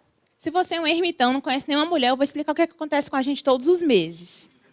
Numa semana específica, a gente tem flutuação de humor, a gente fica bem mais irritada, a gente fica mais sensível e a gente ainda tem um desconforto físico. Isso é inevitável, é a tensão pré-menstrual. E aqui no Brasil, são milhares de mulheres que passam por isso todos os meses. Só que no Ceará, mais de 44% das mulheres estão em idade de ciclo menstrual ativo. E aí, o que a gente faz para cuidar disso, para resolver isso? A mulher tem que ir todos os meses em algum lugar para comprar os produtos que ela usa. Então, e aí, o que ela faz quando o ciclo menstrual chega alguns dias antes e ela está completamente despreparada? Ela tem que correr para uma farmácia, no mínimo, né? E aí, mas a gente também tem um problema. A mulher, ela também trabalha muito e ela tem uma rotina super corrida. E quando, assim, é muito difícil a gente, às vezes, parar para resolver essas questões. Principalmente quando o ciclo menstrual chega de surpresa e a gente não está nada preparada. Mas isso não é mais problema, porque a Minha Melhor Semana está aqui. Olha, como funciona? É super simples. A Minha Melhor Semana é um serviço que salva a mulher durante aquele período que envolve a TPM e o período menstrual. É super simples porque ela só entra em nosso site, informa alguns dados básicos sobre o ciclo menstrual, ela escolhe os produtos que ela ama e recebe, alguns dias antes do ciclo começar, todos os produtos em casa. E o que é que isso gera? Uma mulher muito mais confiante e preparada. Homens, eu sei que a gente está fazendo muita coisa aqui para ajudar vocês também, mas vocês ainda continuam tendo que dar atenção, tá? E aqui, como é que a gente ganha dinheiro? A Minha Melhor Semana, o nosso modelo de negócios é um clube de assinaturas. A mulher pode escolher receber a bendita caixa em planos de 3, 6 ou 12 meses. Nós temos 4 perfis diferentes, com preços acessíveis, que vão a partir de R$ 24,90. O nosso serviço ele foi pensado para a mulher, mas ele também pode ser adquirido por você, homem, que tem uma namorada ou uma esposa. Pronto. Nós temos alguns concorrentes, mas nenhum deles atua aqui no Brasil. E eles também entregam só o produto. A Minha Melhor Semana, ela entrega uma experiência completa. Além dos produtos que a mulher escolhe para receber em casa, ela também recebe alguns mimos especiais, como a cartinha escrita à mão, um chocolate e alguns outros produtos para tornar aquela semana mais interessante. E como é que a gente está hoje? Nós atuamos em Fortaleza, mais de 60 mulheres já receberam a bendita caixa em casa e temos uma lista de mais de 1.000 mulheres em outras cidades do país que também têm interesse em recebê-la. E como eu falei para vocês, a gente entrega a experiência completa. Então, nós temos uma parceria com alguns estabelecimentos que dão descontos de 20% a 30% durante aquela semana do mês para a mulher. Mas é só durante aquela semana, porque vocês lembram, né? A nossa missão é transformar aquela semana mais pesada do mês em um momento mais leve e, claro, muito mais gostoso. E não são só as mulheres que compram a nossa ideia. Quem é que faz a Minha Melhor Semana? Eu, Lana, sou publicitária, especialista em comportamento do consumidor. A Ariela Aguiar, que também é publicitária. E o Paulo André, que cuida da gestão técnica da empresa. Nós somos a Minha Melhor Semana, transformando aquela semana muito mais complicada da mulher em uma semana muito mais simples. Pessoal, vou contar um segredo. Eu comprei para minha namorada e, poxa, eu tive dias muito bons depois, viu? Chegou a caixa de boa, sem estresse, sem nenhum problema. E agora, Off-Zone. Estamos aqui hoje um pouco para conversar sobre problemas cotidianos que nós vivenciamos todos os dias, já que são cotidianos, né? Que é o quê? O uso excessivo de smartphones na sociedade. Então, nós do Off-Zone, o que nós presenciamos diariamente? Utilização o quê? Tanto em repartições públicas quanto em instituições privadas, o uso excessivo, fazendo com que o índice de produtividade dentro do estabelecimento seja ele comercial, seja ele social, ele seja o quê? Altamente improdutivo. Então, supermercados, hospitais, certo? Isso aí, gente, é uma realidade, é uma constatação, tá ok? Por exemplo, distração com celular é uma das principais causas de acidente nos Estados Unidos. Lá, o índice de improdutividade chega a beirar os 650 bilhões de dólares anuais, justamente por interrupções dentro do local de trabalho. Selfies matam mais que tubarões, tirar selfie. Então, é melhor você se jogar na frente de um tubarão, né? Então, vamos lá. O quanto isso reflete nos seus indicadores. Você que é um empreendedor, você que é um trabalhador, onde quer que você trabalhe, o quanto isso reflete na sua produtividade, o quanto é que você retorna para a sua organização ou para a sua própria empresa. Pensando nisso, nós, o quê? Como é que funcionam as normas internas hoje, né? Elas não monitoram 100% do tempo, elas é uma eterna briga de gato e rato, ou seja, caçando, saber se você está fazendo realmente da forma correta, e a alta resistência dos colaboradores em não aderirem à utilização consciente do smartphone. Pensando nisso, em como educar, nós queremos educar. Nossa meta justamente é de educação dos funcionários e colaboradores e melhorar a sua produtividade ao mesmo tempo. Nós criamos o Office Zone Work, certo? Que é o quê? Justamente o foco. É produtividade, qualidade e segurança. O Office Zone, ele é o quê? Ele é um desempenho, um indicador real de desempenho individual do colaborador, ou seja, você bate o ponto pelo seu smartphone assim que você chega no trabalho, através de geolocalização e GPS. Meritocracia, ele beneficia você através do quê? De vantagens. Aumenta a produtividade, a qualidade e a segurança do serviço que você está efetivando para a empresa. O seu celular pessoal, tá, gente? A gente faz esse trabalho. Como que nós fazemos isso? Primeiro, o aplicativo é instalado, esse é o dashboard que a gente utiliza, né? Ele é instalado nos celulares para monitoramento do tempo e uso no horário de trabalho. Então, você bate o ponto, automaticamente já tem uma meta estabelecida. Mauro, mas por que eu vou fazer isso? Para quê? Qual é o objetivo disso? Então, nós criamos parcerias, certo, com empresas conveniadas, são mais de 600 empresas hoje parceiras, online e offline. Então, e aqui é o dashboard, né, o painel de gestão de acompanhamento do próprio gestor. Nós temos casos de empresas, temos 3 empresas aqui no Ceará, Recife, São Paulo e uma em Houston, no Texas, tá, que estão utilizando o serviço. Então, como é que faz? Tem empresas aqui no Ceará, um serviço de call center, em que o próprio gestor ele chegou e, se o colaborador atingisse aquela meta e ele tem um acompanhamento em tempo real, e o colaborador acabou ganhando como vantagem um final de semana em Jericoacoara. Você pode customizar os seus benefícios, sendo que nós temos, por exemplo, isso aqui não é DOTS, tá, gente? São realmente benefícios muito válidos, 50% na Centauro, 40% caso você atinja no final de um mês ou no tempo estipulado. Aqui são exemplos de economia.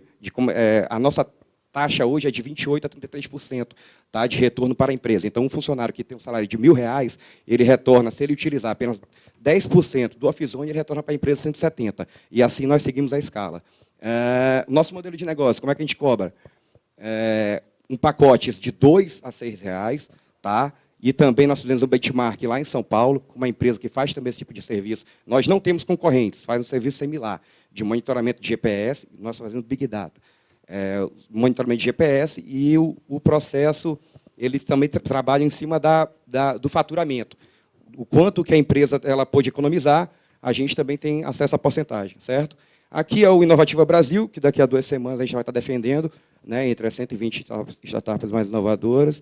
Aqui a exibição do Fantástico, né?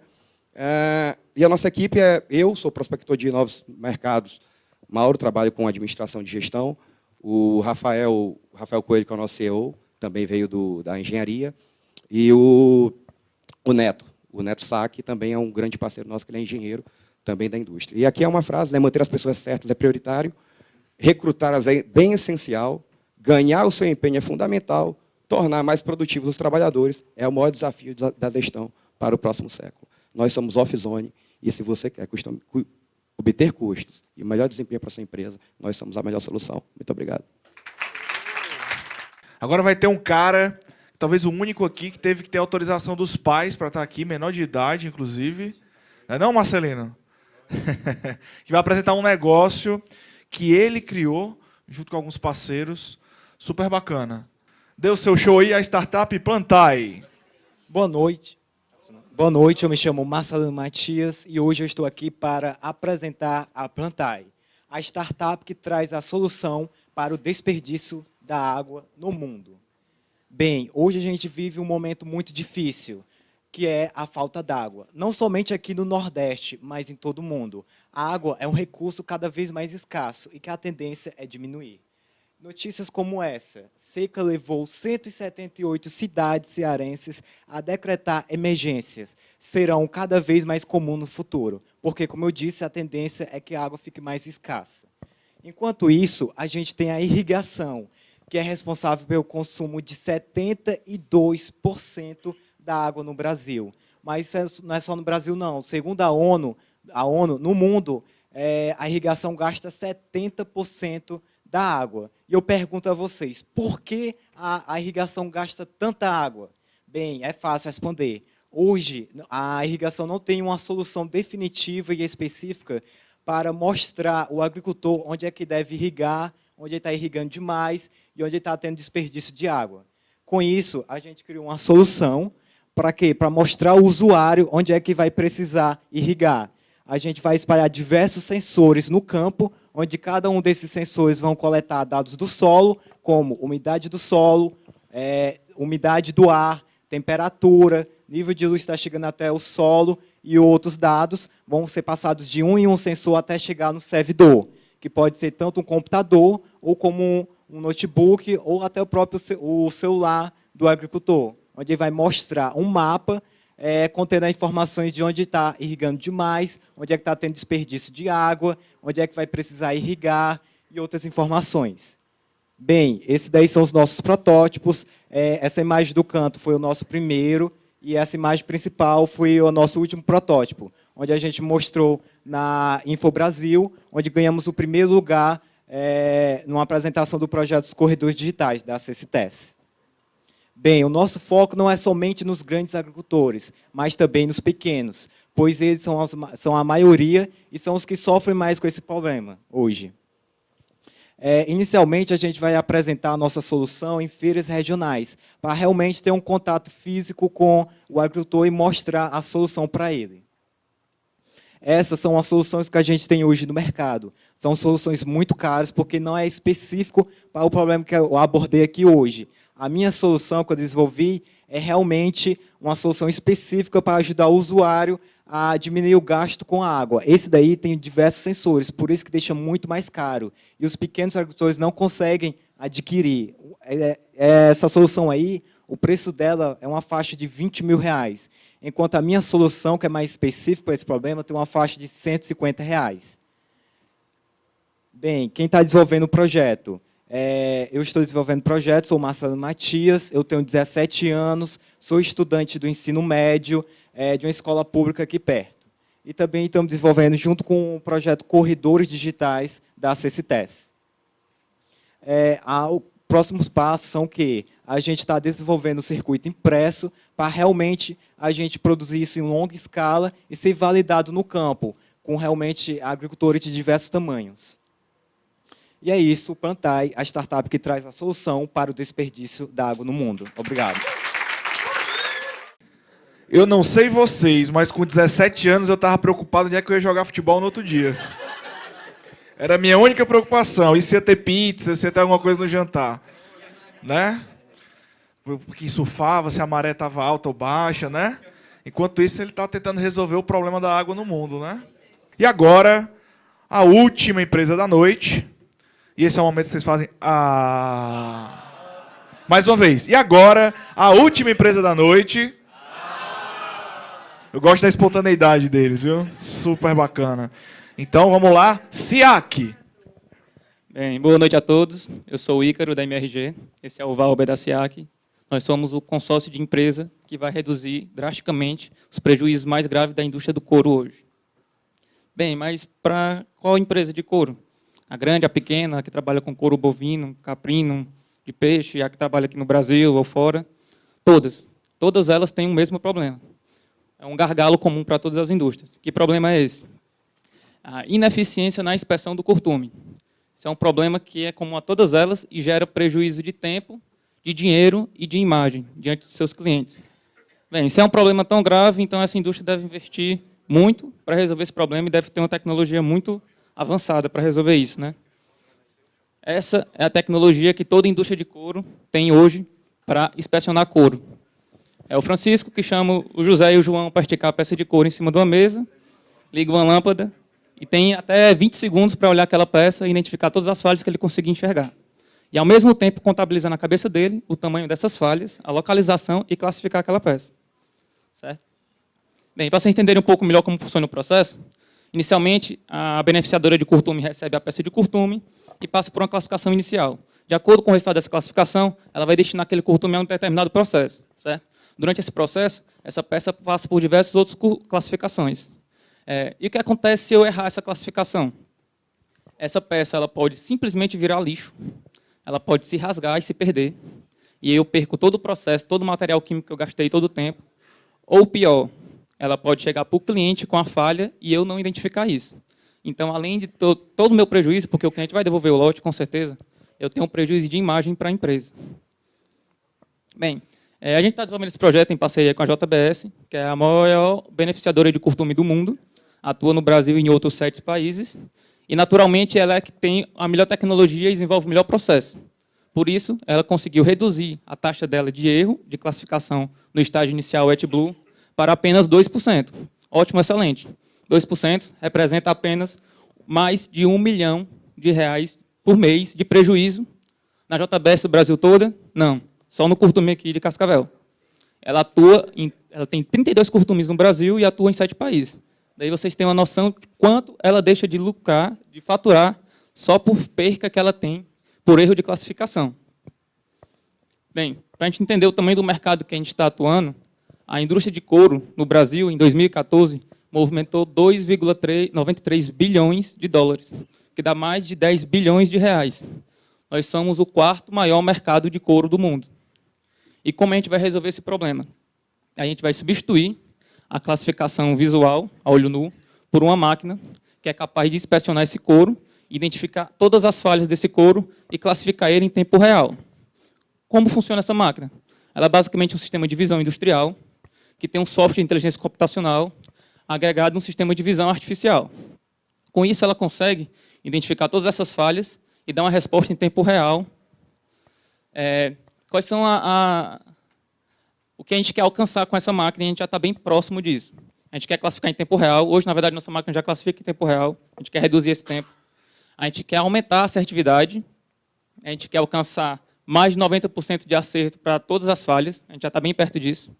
O que isso representa aproximadamente mais de 90% de acerto na classificação final. A gente quer reduzir o custo da indústria, além dela economizar, classificando da forma correta. Uma máquina dessa ela consome muito pouca energia, quase nada. Então, a longo prazo, ela representa um custo bem menor do que um operador especialista naquela área classificando. Ela tem maior confiabilidade no processo e ela permite integração gerencial, porque ela permite um relatório de todo o processo. Quanto custa a máquina? A nossa primeira máquina nos custou R$52 mil, entre material e licença da empresa terceirizada que fez a parte de TI para a gente. Certo? Quanto o mercado está disposto a pagar? Nas nossas negociações iniciais com a JBS, a gente está estipulando que o valor que o mercado está disposto a pagar por uma máquina dessa é na faixa de R$300 mil. Qual é o tamanho do mercado, da demanda? Hoje a JBS já demonstrou um interesse inicial para adquirir 40 máquinas para o Brasil. E a SICBio demonstrou muito interesse pelo produto. Está só aguardando a última versão do produto. Certo? A SICBio hoje ela tem 64 associados, que significa mais de 200 credenciados. A equipe que está envolvida no projeto sou eu, como coordenador, engenheiro de controle e automação, mestre em engenharia de teleinformática, o Valber, administrador de empresas, MBA em gestão de negócios e especialista em gestão da inovação. E o Martin, engenheiro eletricista, especialista em sistema de visão, automação e redes industriais. Esses são os nossos parceiros. Acabou-se o cara doce. Ó, precisei nem ensaiar agora. Agora vocês foram espontâneos. Mais ou menos, né? Pessoal, eu queria agradecer a todas as startups que vieram para cá, que treinaram, ralaram. A gente teve 3 encontros para deixar eles tinindo. Teve ainda uma fase online. Parabéns para vocês. Eu acho que os projetos foram muito bacanas apresentados aqui. E eu queria agradecer muito o convite da FIEC, do Inova Ceará, para a gente ajudar. É um prazer para a gente adora isso. Como o Rodrigo bem falou aqui, é um mercado diferente. Tipo, eu estou aqui de camisa normal, calça jeans e all-star, eu estou muito bem arrumado, né? Estou super bem arrumado para esse setor. Então, a gente trabalha muito mais com a cabeça do que com outra coisa. E eu queria chamar aqui, para finalizar o evento, eu queria que vocês recebessem, assim, praticamente com euforia. Porque é um cara que está ajudando muito a gente a fomentar aqui o ecossistema. Começou a rede empreender aqui junto com a gente. E, enfim, está ajudando muito a fomentar, como um evento como esse, muitos outros que a gente tem feito, tem organizado. Mário Gurjão, muito obrigado. Obrigado. Bom, isso aí não estava previsto, não. Tá? Não estava no treinamento, não. Pessoal, rapidez aqui. Agradecer demais a 85 Labs, a Elephant Cowork, o trabalho do Igor e do Léo foram show de bola, muita dedicação, não é fácil você pegar e educar, na verdade, às vezes um pesquisador, uma pessoa, para, mesmo que não seja um empreendedor, para em 5 minutos conseguir falar do problema, da solução, do modelo de monetização, enfim, de tantas coisas que vocês viram aqui. Queria agradecer também a FUNCAP, que indicou 2 participantes, a CSTS, que também indicou 2 participantes, e, assim, parabenizar o talento cearense, parabenizar vocês, parabenizar o espírito empreendedor, dizer que a gente tem muita coisa aqui, o que precisa, na verdade, é ser revelada, e eu acho que a gente deu mais um passo. Acho que hoje foi um marco dentro da FIEC, da gente trazer essa cultura mesmo da calça jeans, do tênis e da camiseta, e bola para frente. Ok? Obrigado.